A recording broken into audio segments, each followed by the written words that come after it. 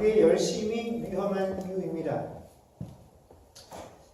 그래서 이 제목대로 내가 열심히 하면 안 되는구나 라고 생각을 하시면 안 되는 거고요. 우리가 열심을 내어서 뭔가를 할 때 그 우리의 열심 속에 숨겨져 있는 그 진위가 무엇인지를 우리가 잘 살펴야 한다라는 내용입니다. 그럼 요즘에 과학기술이 많이 발전을 해서 이 전쟁에도 이 발달된 과학기술이 많이 적용이 되어져서 그러다 보니까 전쟁이 한 번 나면 전 인류가 멸망할 만큼의 각오할 만한 무기들이 만들어지고 있죠. 이렇게 우리가 전쟁하고 무기하고 가장 먼저 떠오르는 위험한 무기들은 어떤 것들이 있습니까? 핵무기가 제일 먼저 떠오르게 되죠. 또 이 핵무기가 얼마나 위험하고 그 위력이 얼마나 강한지 하는 건 우리가 일본에 떨어진 그 원자폭탄들을 통해서 이미 잘 알고 있습니다. 이런 무기들은 적에게 아주 치명적이고 효과적이죠. 그러나 동시에 또 누구에게도 치명적입니까? 우리에게도 치명적이기 때문에 사실 이런 무기는 만들어 놓기는 진짜 많이 만들어 놨으나 사실 쉽게 쓰기가 어렵다라는 것입니다. 또 이 무기를 사용했을 때 이것으로 인해서 피해가 있는 것이 그냥 그 무기가 떨어진 그 시대에만 고통을 받는 것이 아니라 그 다음 몇 세대까지도 그 피해와 고통이 고스란히 유전되어진다는 점에서 결코 인류가 함부로 사용할 수 없는 무기이기도 하죠.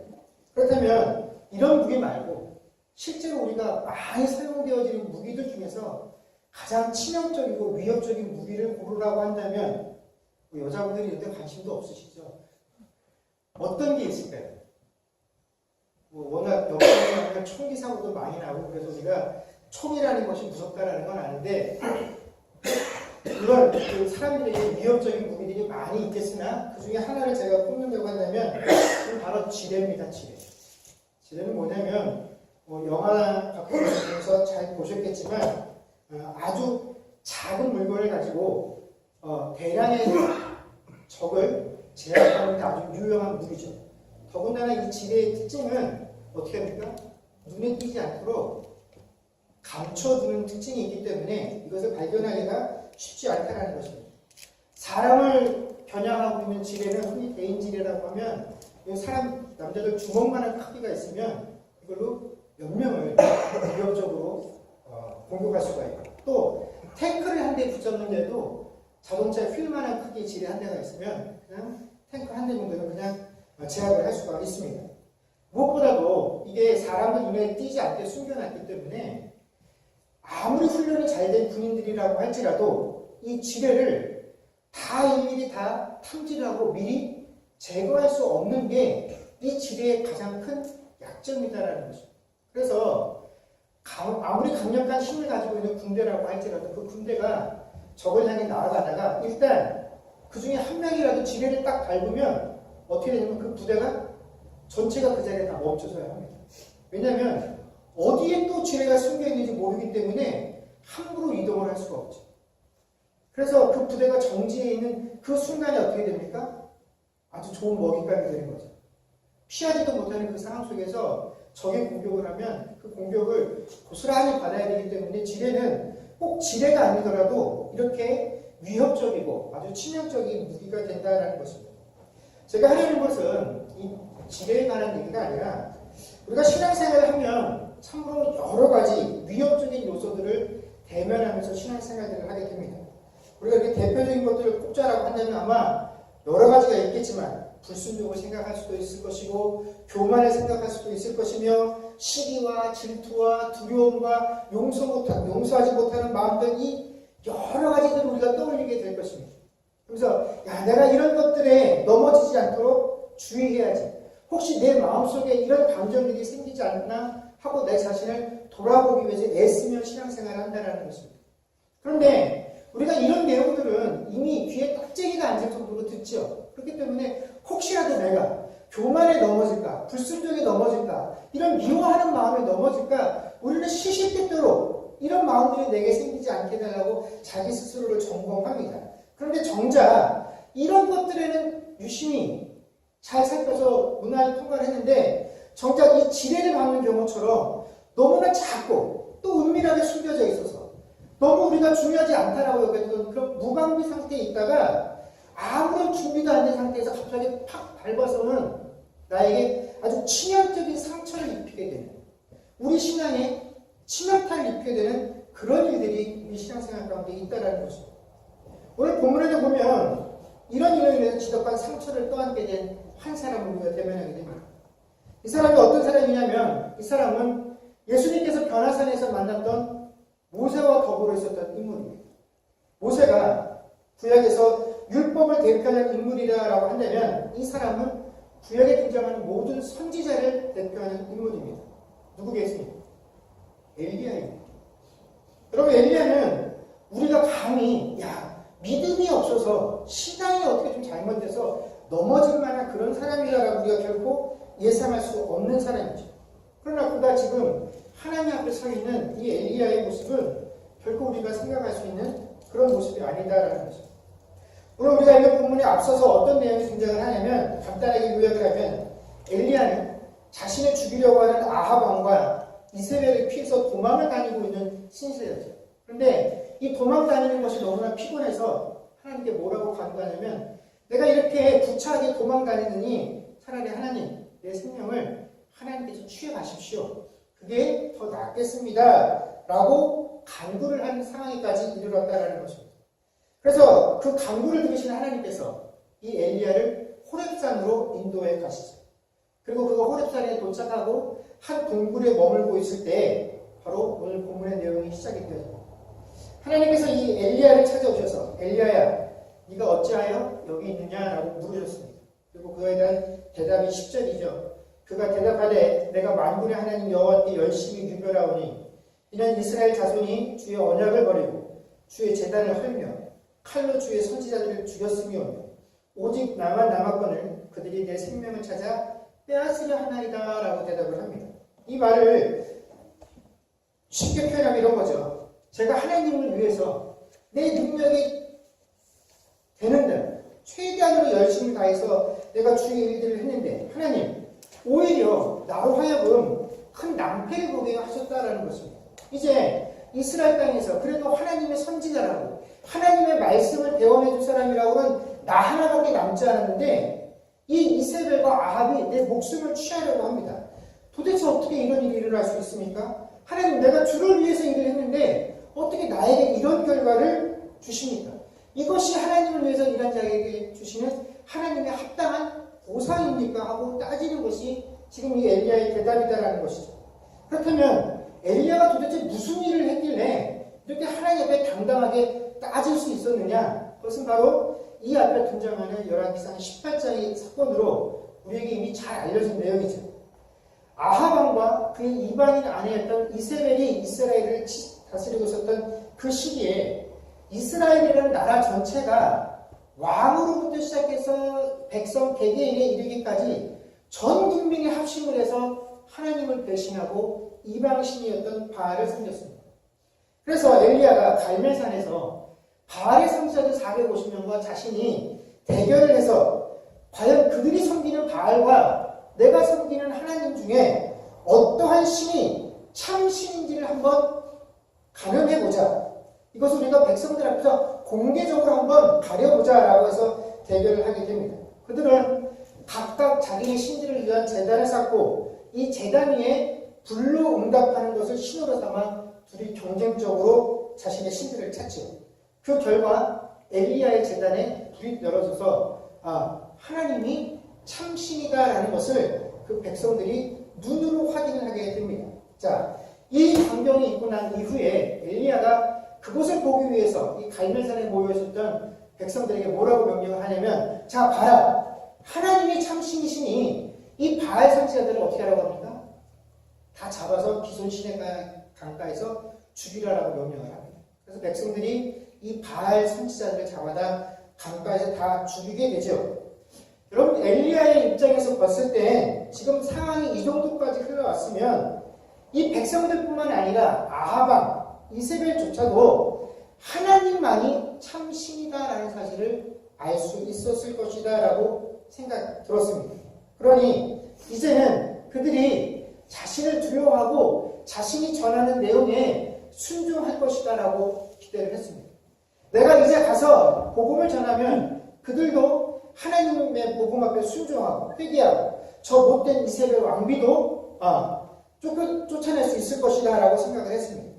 바로 지금이야말로 이 백성들의 힘이 한 군데로 모여있는 이 시점이야말로 하나님께서 이 땅에서 당신의 주권을 회복하실 수 있는 가장 적절한 시기다라고 생각이 들었다라는 것입니다. 그런데 엘리야는 그렇게 생각하라고 판단을 했는데 그의 기대와는 전혀 다른 결과들이 발생하기 시작했다는 것입니다.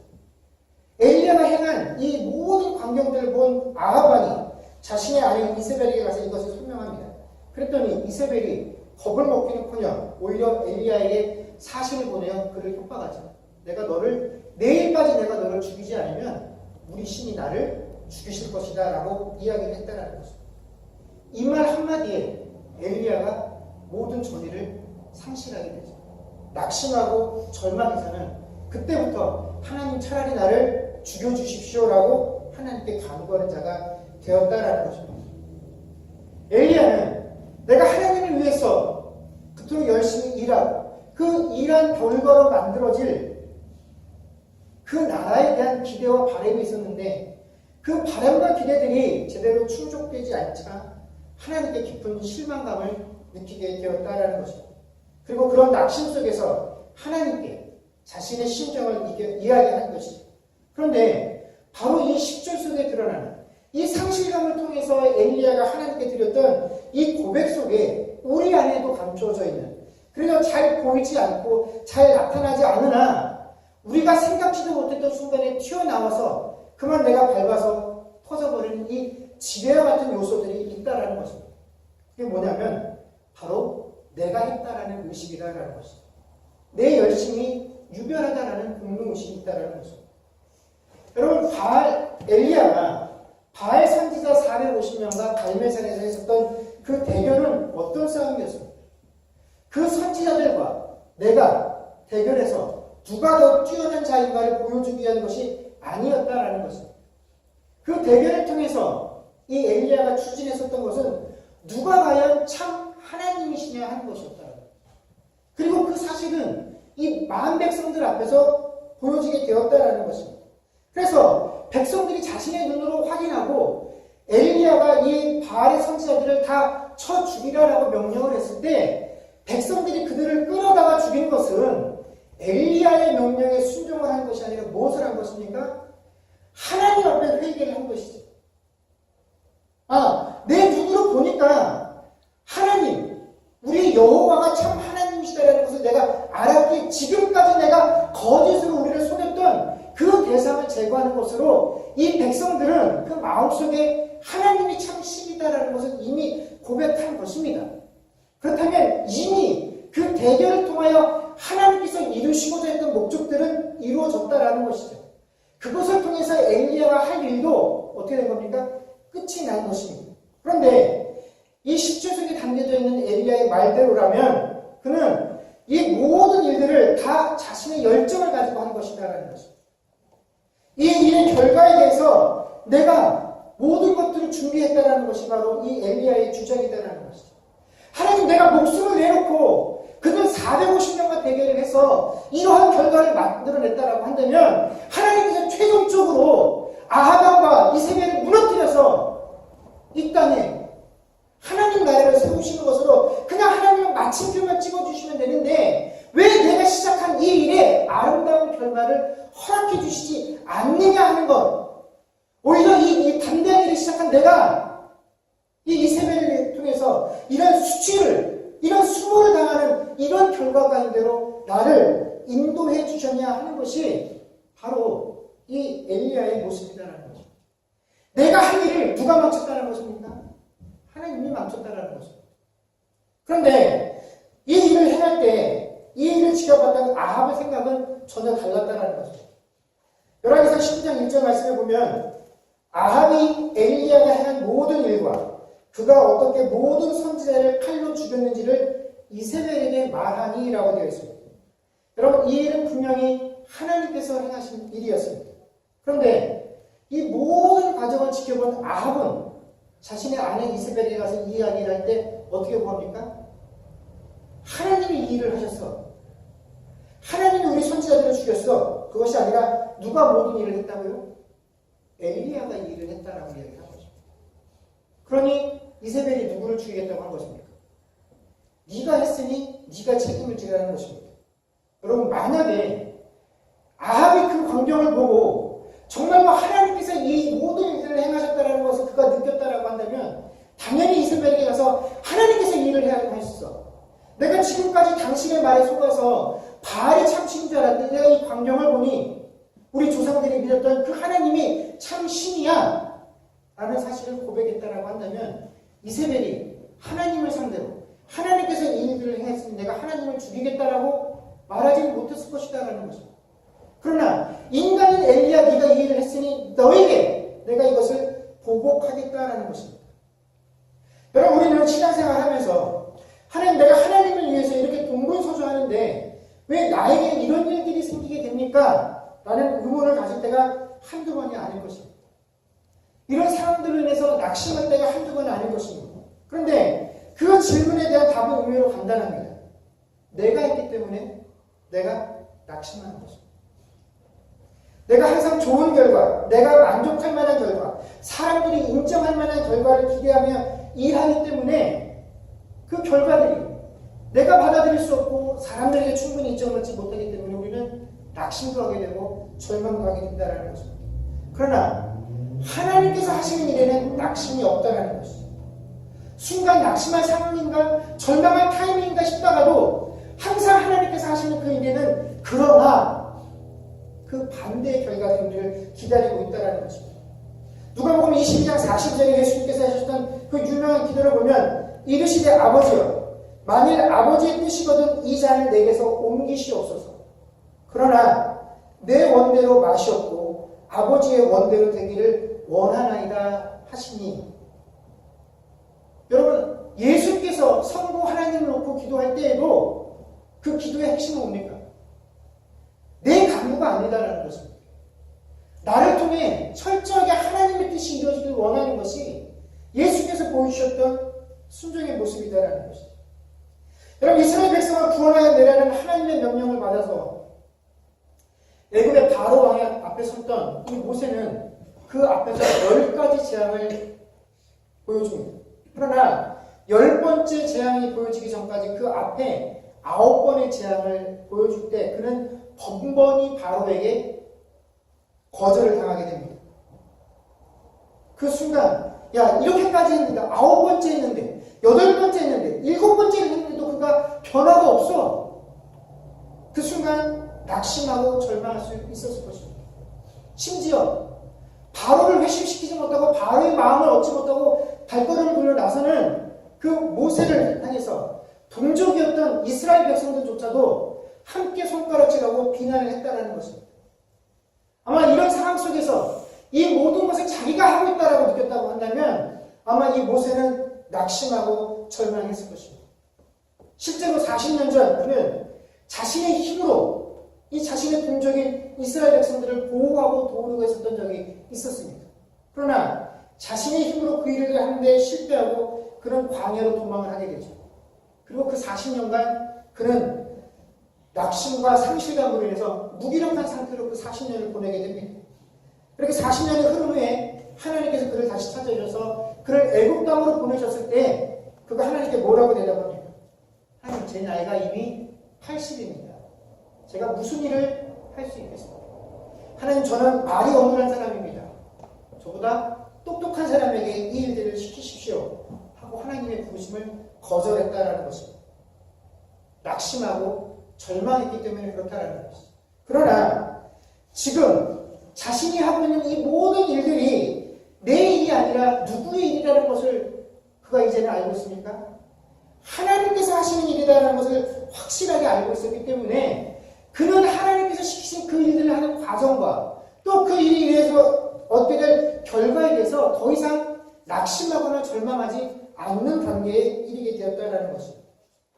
여러분, 이렇게 실망이 가득 차서 하나님을 원망하고 있는 엘리야의 답을 들으신 하나님께서는 그를 하나님의 존전 앞으로 불러 세우십니다. 그리고 그의 앞으로 순차적으로 크고 강한 바람으로 산을 가르고 바위를 부수는 장면을 보여주셨고 또 두 번째 지진을 보여주시고 그 후에는 불을 보여주셨습니다. 그러나 그런 모든 과정 가운데 어디에서도 여호와께서는 계시지 않으셨죠. 그리고 이 모든 것이 다 지나간 후에 세미한 음성을 통하여 하나님께서는 자신의 존재를 그에게 드러내 주셨다라는 것입니다. 그리고 나서 또 그에게 물으셨습니다. 네가 왜 여기 있느냐? 그러자 그의 대답도 전과 동일했습니다. 그 모든 광경을 경험하고도 엘리야는 여전히 하나님께서 왜 나에게 이런 광경들을 보여주셨고 왜 나에게 이런 경험들을 하게 하셨는지에 대한 그 답을 얻지 못한 상태였다라는 것이죠. 그러나 여전히 깨닫지 못하고 있는 엘리야를 하나님께서 그 순간 포기하신 것이 아니라 이번에 더 직접적으로 엘리야에게 말씀해 주십니다. 하나님께서는 엘리야에게 이제 새로운 일들을 맡기시죠. 그래서 그에게 세 가지 일을 맡기십니다. 새로운 아람 왕을 세우는 일, 새로운 이스라엘의 왕을 세우는 일, 그리고 너를 대신해서 이스라엘의 선지자가 될 사람, 그리고 이 세 사람을 세우는 일들을 통해서 너는 내 명령을 따라서 움직이는 존재에 불과하다라는 사실을 그에게 말씀해 주십니다. 내가 너에게 일일이 내 계획들을 다 설명해 주는 것이 아니나 내가 너에게 계획을 말해줬으니 또 알려주겠지만 그들을 통해서 내가 이루고자 하는 계획이 있다는 것입니다. 그래서 아람 왕을 처음 통해서 내가 징계할 것이고 그 징계에서 살아남은 자들을 예후를 통해서 징계할 것이고 그 예후를 통해서 징계에서 살아난 자들을 엘리사의 손을 통해서 내가 징계할 것이다. 네가 알고 있지 못하다라고 해서 내가 일하지 않고 있다라고 느끼지 말라라고 말씀해 주셨다라는 것입니다. 그리고 무엇보다도 그에게 18절에 말씀해 주셨죠. 그러나 내가 이스라엘 가운데 7,000명을 남기리니 다 바알에게 무릎을 꿇지 않고 다 바알에게 입 맞추지 아니한 자니라 라고 말씀해 주셨다는 거죠. 오직 나만 남겨져 있다라고 믿고 있는 이 엘리야에게 네가 지금 얼마나 잘못된 생각을 가지고 있는지에 대해서 하나님께서 지적해 주신 것입니다. 여러분 우리가 신앙생활을 하면서 하나님을 위하여 일한다라고 혹은 하나님을 위하여 산다라는 말에 자기 스스로 속을 때가 많이 있다는 것을 명심해야 합니다. 물론 이 말은 틀린 말은 아닙니다. 왜냐하면 하나님께서는 우리를 통하여 하나님의 일들을 이루어 나가시기 때문에 그렇죠. 우리가 바로 하나님의 도구이기 때문에 우리는 하나님께 쓰임을 받습니다. 그런데 우리가 누구를 위하여 일을 한다거나 누구를 위하여 산다라는 이 표현 속에는 우리에게 그래도 어떤 힘과 능력이 있어서 내가 이 힘과 능력을 그의 일을, 그의 목적을 이루기 위해서 내가 보탬이 되고 도움이 된다라는 그런 표현입니다. 근데 여러분, 하나님께서 능력이 없으시고 팔이 짧으셔서 우리의 도움이 없으면, 우리의 헌신이 없으면 하나님의 일을 절대로 이루실 수 없는 그런 분이십니까? 그래서 우리가 하나님을 위해서 일하지 아니하시면 하나님의 일이 망가집니까? 결코 그렇지 않다라는 것입니다. 우리가 하나님을 위하여 일한다고 생각하는 그 순간에 하나님을 위하여 내가 살아간다고 느끼는 그 순간에 이미 우리는 바로 이 엘리야와 같은 욕심들을 가지게 된다는 것입니다. 내가 하나님을 위하여 얼마나 열심히 유별한데 도대체 그 열심을 통한 이 결과가 도대체 웬 말입니까? 여러분 진정한 하나님의 일꾼은 절대로 내가 하나님을 위하여 일한다고 고백하지 않습니다. 그냥 하나님께서 일하시게끔 그냥 내 삶을 하나님께 내어드리는 사람입니다. 하나님 언제라도 필요하시면 내 시간과 내 삶을 드러나 쓰십시오. 어차피 우리가 하나님께 늘 고백하지 않습니까? 내게 있는 모든 것이 다 하나님께로부터 온 것이다라고 표현을 하는데 어떻게 내가 하나님을 위해서 일한다라고 표현을 쓸 수가 있습니까? 내가 어떻게 하나님을 위해서 일한다라고 할 수 있겠냐는 것입니다. 다 하나님 것입니다. 여러분 그 고백 자체가 대단한 것 같지만 여러분 이미 그 고백 속에서 우리는 내가 가진 모든 어떤 것을 가지고 내가 하나님을 위해서 협조하고 있고 하나님 나라를 위해 내가 헌신하고 있으니 그 헌신의 대가를 내게 주십시오라고밖에 말할 수 없다라는 것입니다. 그래서 우리가 고백하고 있는 이 열심이 위험에 유해질 수 있다는 것입니다. 또 우리는 뭔가 신앙생활을 하면서 꼭 나를 통해서 하나님께서 극적인 결과들을 만들어내는 그런 삶 살기를 기대하고 소망한다는 것입니다. 내가 앞장서서 일할 때 산이 부서지고 땅이 갈라지고 불이 일어나는 것 같은 그런 일들이 일어나기를 원한다는 것이죠.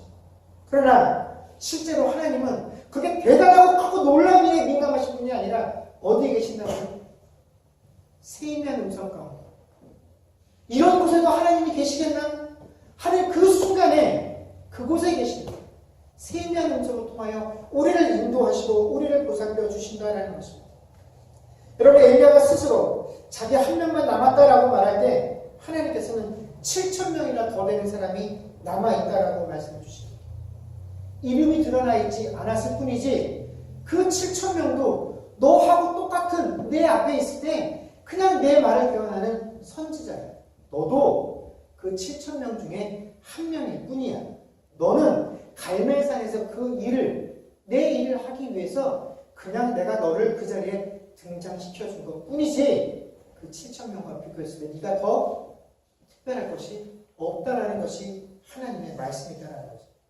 여러분, 우리가 곰곰이 생각해보면 우리에게 무슨 힘과 능력이 있어서 우리가 어떤 거룩함이 있어서 우리 안에 선한 의지나 의도를 품을 수 있을 만한 그런 의로움들이 있어서 우리가 하나님을 위하여 일할 수 있는 존재가 결단코 아니다라는 것입니다. 여러분, 우리는 하나님을 위하여 살 수 있는 존재들이 아니다라는 것입니다. 그죠? 하나님께서 우리를 자녀 삼으시고 하나님 손에 붙잡아 주셔서 어디로 튀어나가지 않도록 꽉 붙잡고 계시기 때문에 지금도 우리가 하나님 안에 있는 것이지, 그리고 그 꽉 붙잡으신 손으로 우리에게 하나님이 지금도 끊임없이 은혜를 부어주셔서 그 은혜로 살아가는 존재들이지, 감히 하나님을 위하여 산다라고, 하나님을 위하여 일한다라고 말할 수 없는 존재들이다라는 것입니다. 그럼 우리가 하나님 안에서 신앙생활할 때 우리가 하나님을 위해서 하나님, 나의 열심이 유별하였으니 라는 고백이 우리의 고백이 아닌, 하나님, 지금도 하나님의 그 열심으로 나를 붙잡으시고 나를 인도하여 주옵소서라는 이 고백이 우리의 신앙의 고백이 되는 삶을 살아갈 수 있는 저와 여러분들이 되어질 수 있기를 주의 이름으로 간절히 축원합니다.